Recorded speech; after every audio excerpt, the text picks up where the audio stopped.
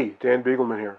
In this video, I'm going to cover and demonstrate two very important techniques for soloing in the rock, blues rock genre: string bending and string vibratos.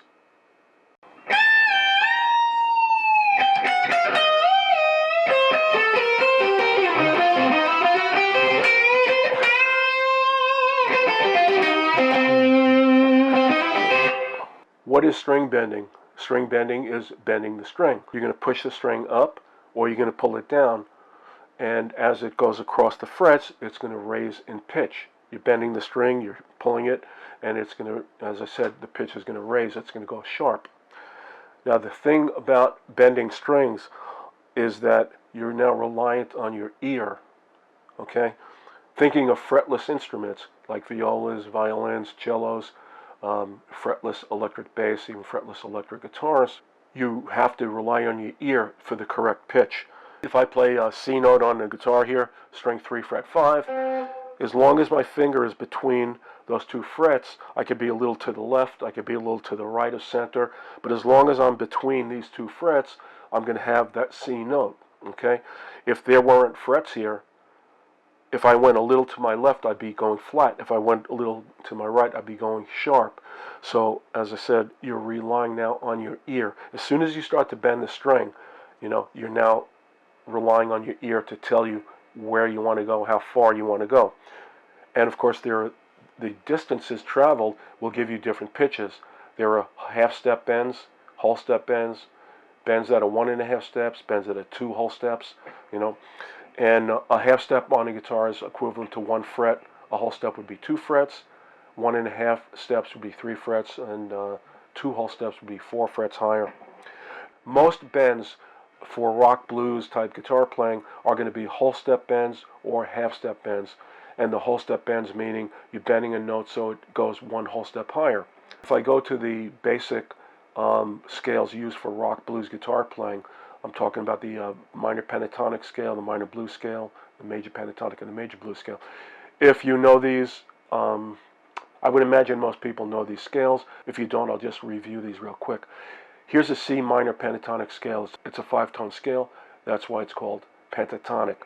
So here's a C minor pentatonic scale, 2 notes on each string, position 8.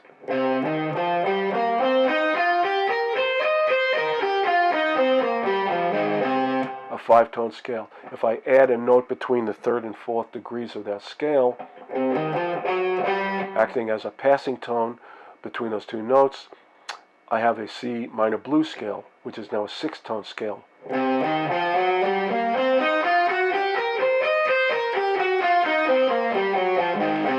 Now if I put my pinky on that root C note and play the same patterns basically, I'll have the major pentatonic and the major blues scale. So here's a C major pentatonic scale.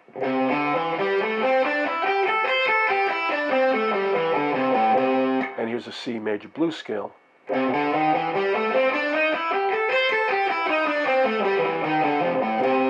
The reason I just mentioned those 4 scales are those are your basic go-to patterns for rock, blues type guitar soloing. And of course there are many, many others.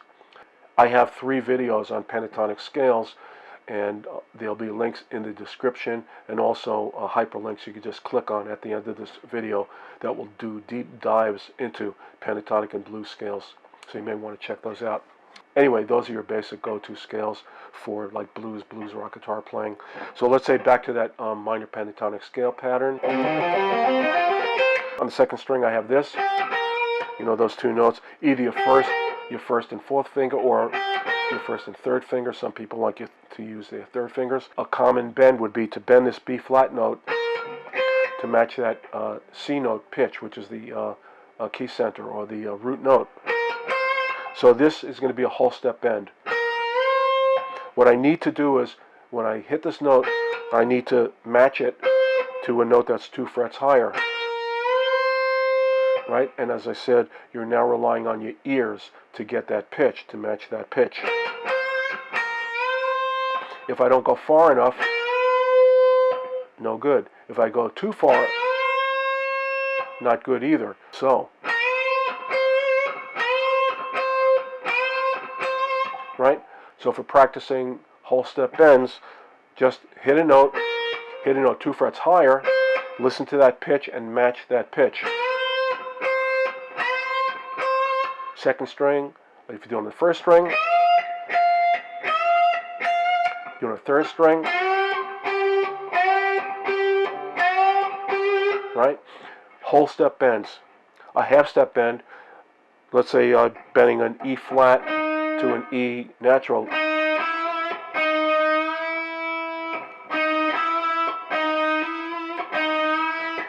So this E flat note here in this minor pentatonic scale, I can bend it a half step or a whole step.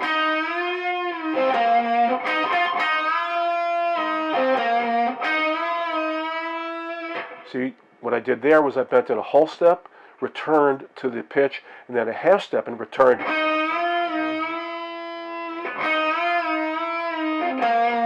So when the note is sustaining, and of course if you're using some type of distortion from the amp or a stomp box or something, the longer the note lasts, the more you have time to play with that pitch, right? But again, it's relying on your ears. So let's say here, I'll go, here's a C note here. That's a whole step bend. Now, that's 1.5.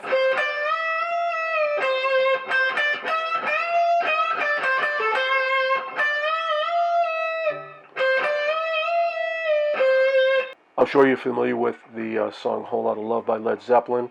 In that short little solo, Jimmy Page uses a 2 whole step bend. He does this.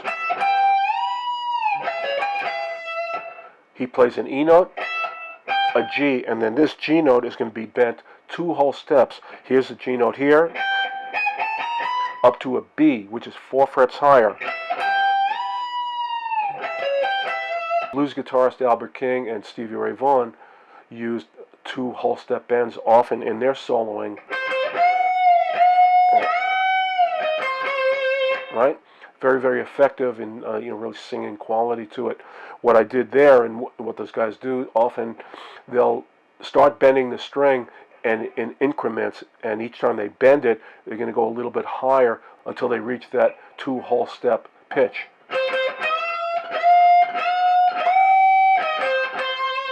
Most of the string bending is going to be done on the first 3 strings, E, B, and G.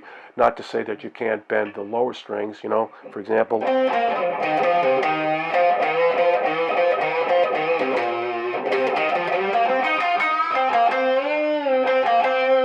Right? More often than not, the string bends in blues rock guitar playing is going to be done on the first 3 strings.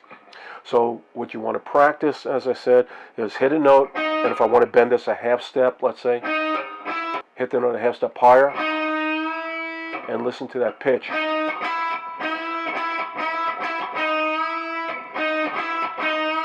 Right? Or a whole step bend.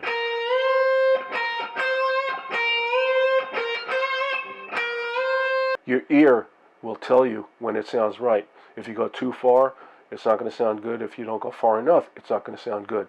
So again, that's what you're looking for.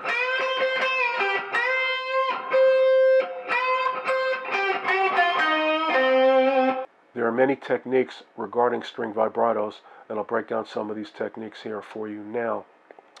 First off, you can have a string vibrato on a static note, meaning a note that's not being bent, and you can also add string vibrato to a note that is bent.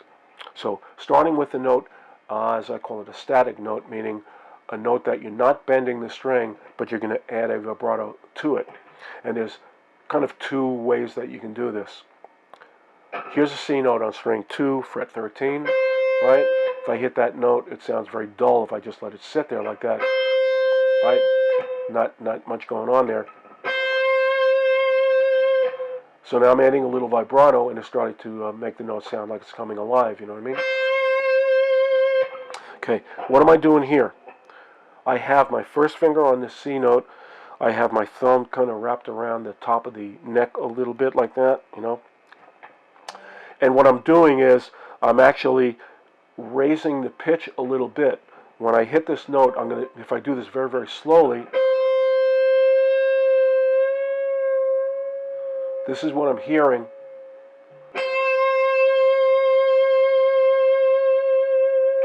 Okay?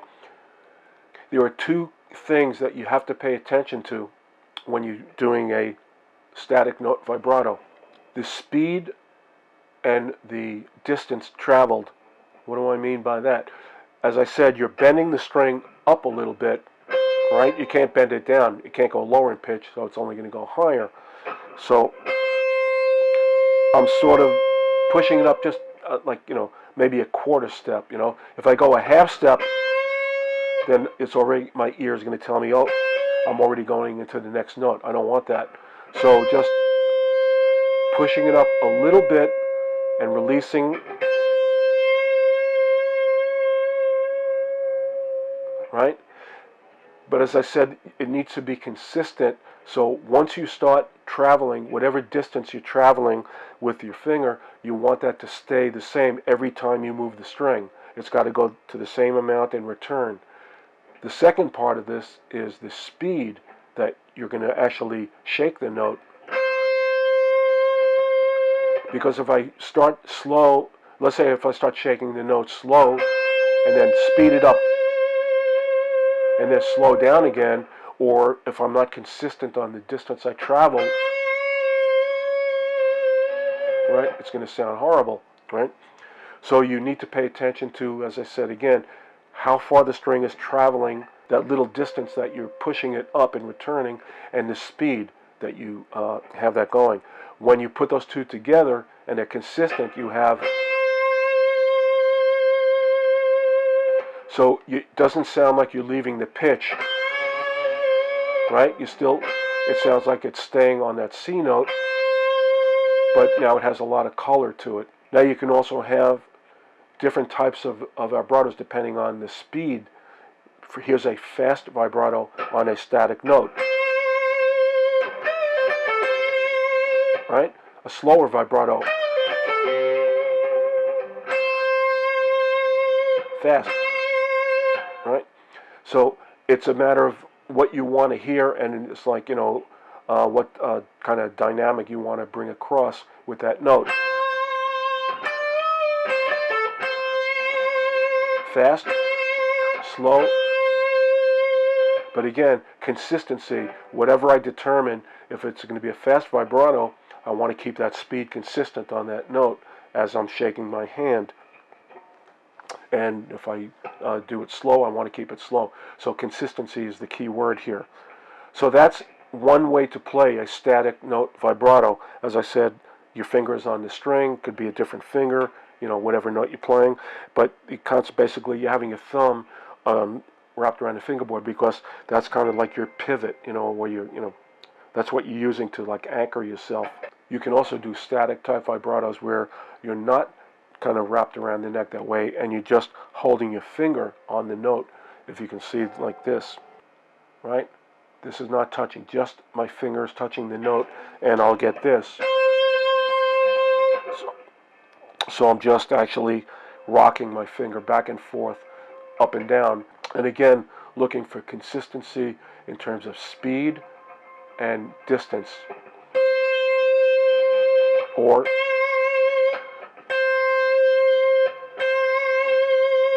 So those are two ways to add vibratos to a note that's not being bent. Now I'll apply vibrato to a bent string. Where I showed you previously about adding vibrato to a static note, one that you're not bending, as I mentioned, you're raising the pitch a little bit and keeping that consistent, and the speed consistent will give you that vibrato there. When you're bending a string, instead of raising the pitch a little bit, you're going to lower the pitch a little bit. Back to that C minor pentatonic scale pattern. So here now, let's say I take this B flat note and bend it a whole step to C. First thing I do is match my pitch, right?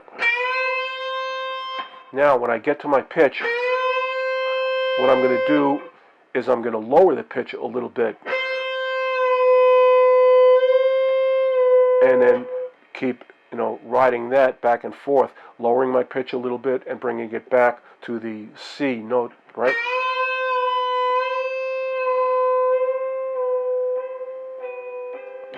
Very, very slowly, that's what it sounds like. When I speed this up a little bit, and a little more, now the note sounds like it's starting to sing.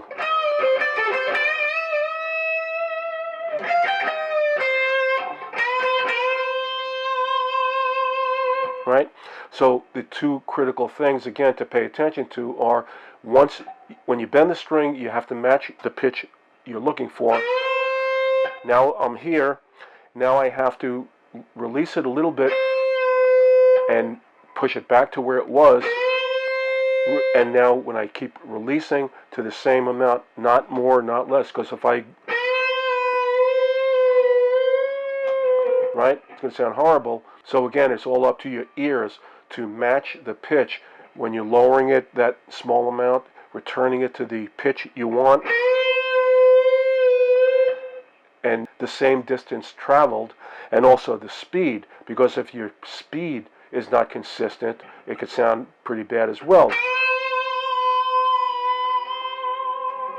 Right? Not an easy thing to do when you're first starting out, but these are the things you need to pay attention to get a good string vibrato, whether bent or not, because you're looking for a singing quality,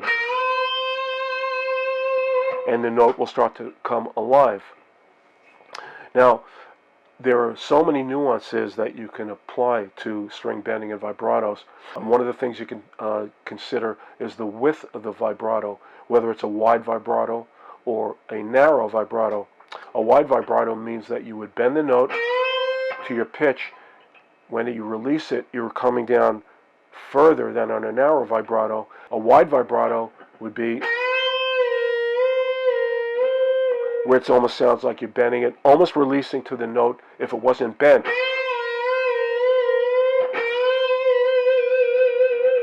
That would be a wide vibrato, but again, you need to be consistent. As soon as you reach the pitch, when you start to let it come down, you have to return to your note and again return back to that same note that you established from the first time you released the string.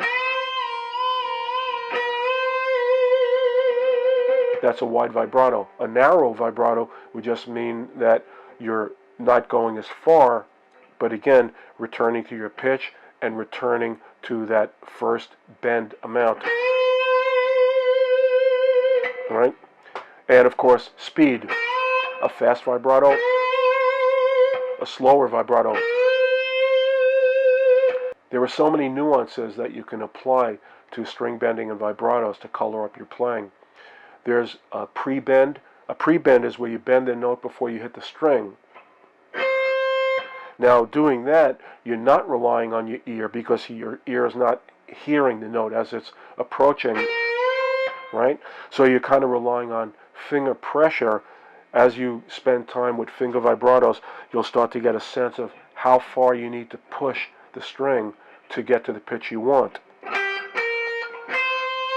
So, for example, doing that with a reverse bend, I could go, that's the note I'm looking for, bend the string till I reach that note, right? And I can feel whatever, like I said, how far I'm pushing the string. And it's a little harder because you're not hearing anything, but it's a very effective technique. Here's a pre-bend, what's called a pre-bend and release. So I'm bending the string before I hit it. I'm bending it, then I strike it and release. So that's a pre-bend and release. Pre-bend, release, and return to the bend.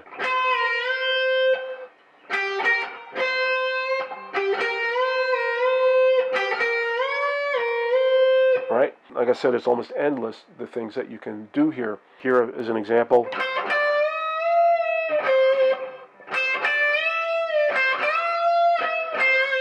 So here I bent a whole step, returned it. Now I'm going to bend a step and a half. Whole step. And the pitches I'm hearing is this.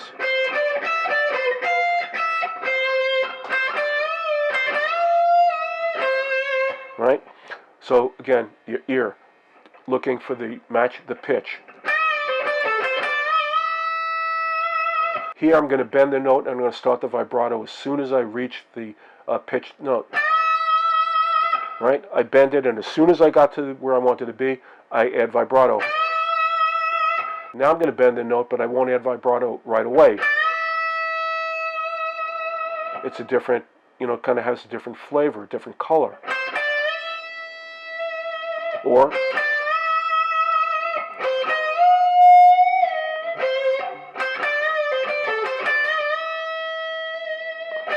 so the two key things to pay attention to when you're adding vibrato to either a bent note or a static note, a note that's not being bent, is the consistency regarding the speed and the distance traveled.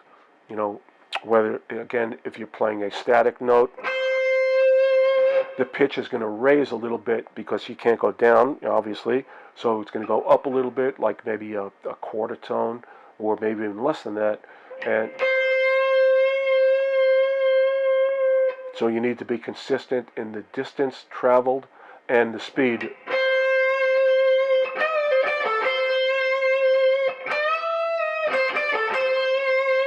And it'll start to sing. If you're bending a note, same concept applies, but in this case, instead of raising the pitch and lowering the small amounts, you're going to lower the pitch. Be consistent in the distance traveled and in the speed. And as I said, you can have fast vibratos, slower vibratos.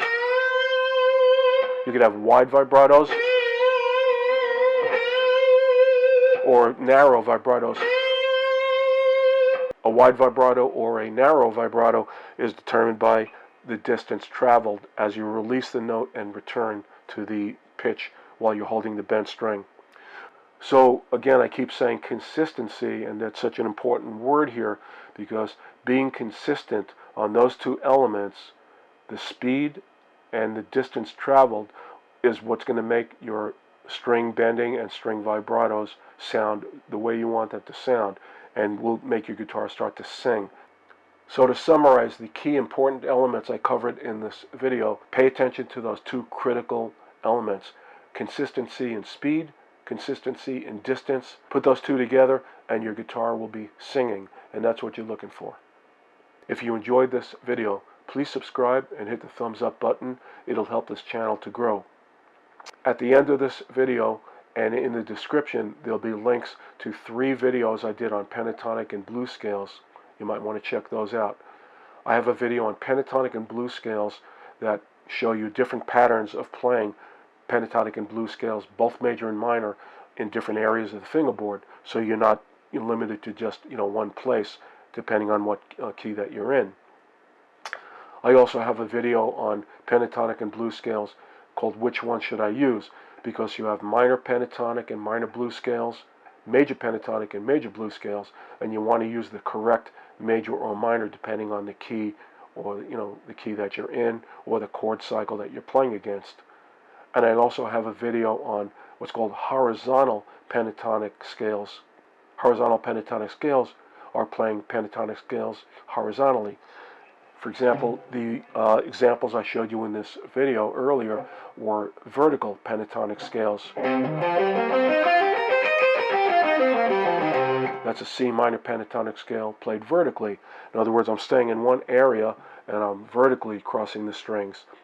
Here's a C minor pentatonic scale played horizontally.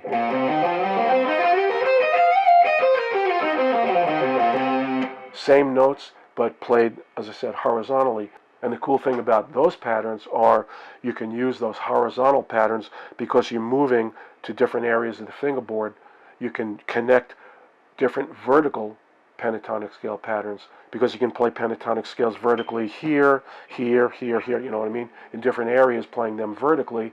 So the horizontal pentatonic scales you can use in and of themselves as they are, and you can also use them as bridges to connect different vertical patterns, and it will just really open up the entire fingerboard for you for pentatonic and blues scale soloing.